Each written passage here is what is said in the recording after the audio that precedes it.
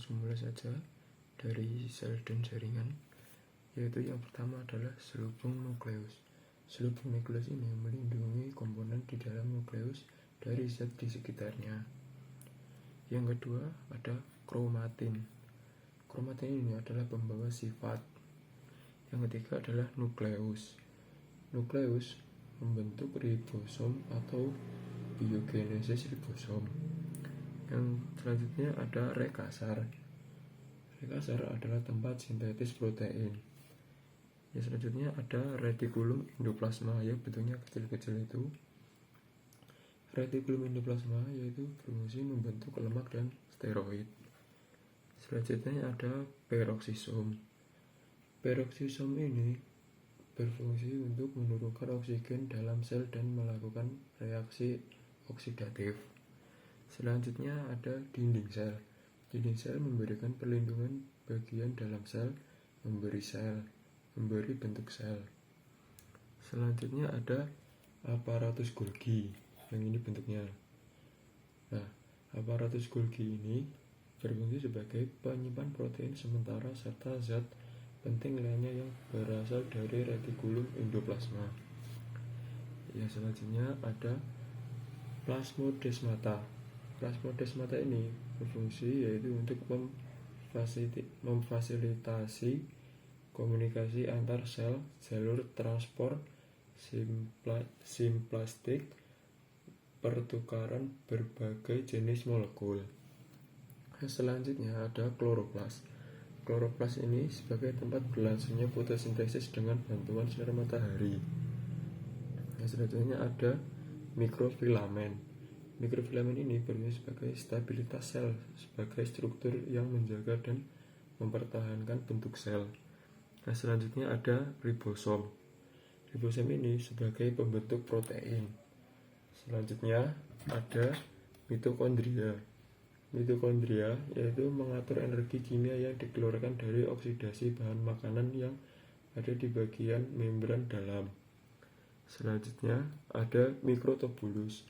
Mikrotubulus mengarahkan pergerakan sel dengan polimerasi dan dipolimerisasi, membentuk dasar alat gerak silia dan flagula. Selanjutnya ada vakuola.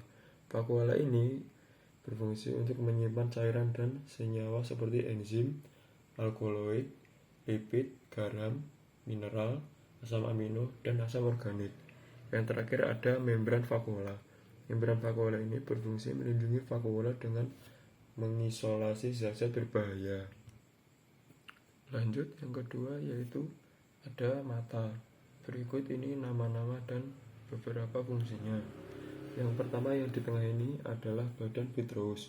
Badan vitreus berperan penting dalam menjalankan berbagai fungsi fisiologis pada mata. Selanjutnya yang ini ada namanya saraf optik. Saraf optik berfungsi sebagai pengantar informasi visual dan retina ke otak. Selanjutnya ada makula. Makula untuk memastikan tajamnya penglihatan. Selanjutnya ada retina. Retina berfungsi untuk menangkap rangsangan cahaya dan mengaturnya menjadi informasi visual yang kemudian dikirim ke otak melalui saraf optik. Selanjutnya ada koroid. Koroid ini berfungsi untuk menyuplai oksigen dan nutrisi untuk bagian-bagian mata yang lain, khususnya retina. Selanjutnya ada konjungtiva. Konjungtiva melindungi bagian depan mata dan di dalam kelopak mata. Selanjutnya ada bilik mata depan. Bilik mata depan berfungsi untuk membawa nutrisi ke jaringan mata melalui cairan yang ada di dalamnya. Selanjutnya ada lensa mata. Lensa mata ini mengatur fokus cahaya yang masuk dan menentukannya ke retina. Selanjutnya ada pupil. Pupil ini berfungsi sebagai jalan masuknya cahaya ke dalam mata. Lalu ada yang namanya iris.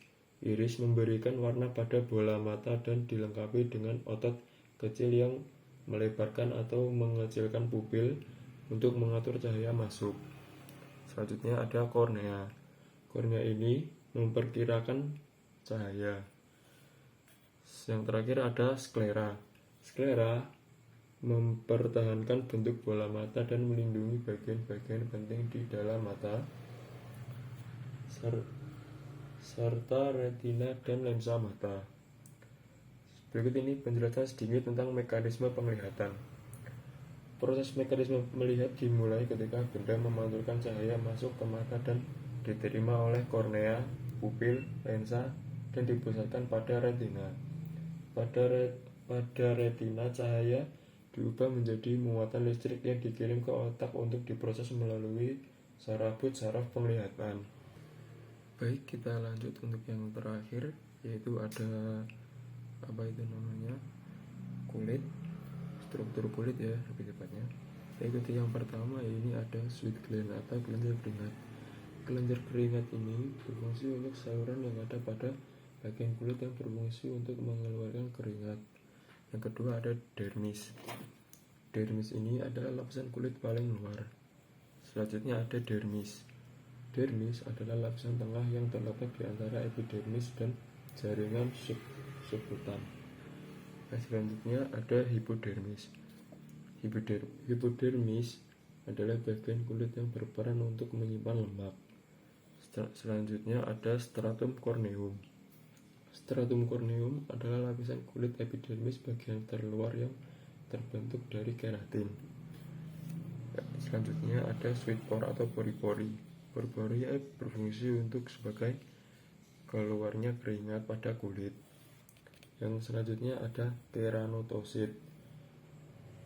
Keratinosit adalah sel dengan jumlah terbanyak, yaitu sekitar 90% dari sel-sel yang ditemukan dalam lapisan ini.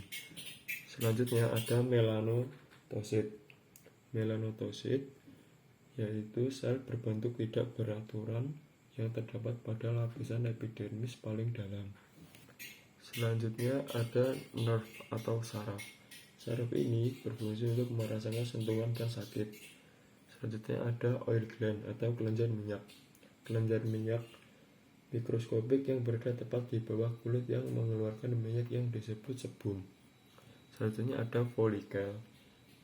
Folikel ini adalah bagian kulit yang berhubungan dan dengan pertumbuhan rambut. Baik, mungkin itu saja yang bisa saya jelaskan. Kurang lebihnya mohon maaf. Sekian, wassalamualaikum warahmatullahi wabarakatuh.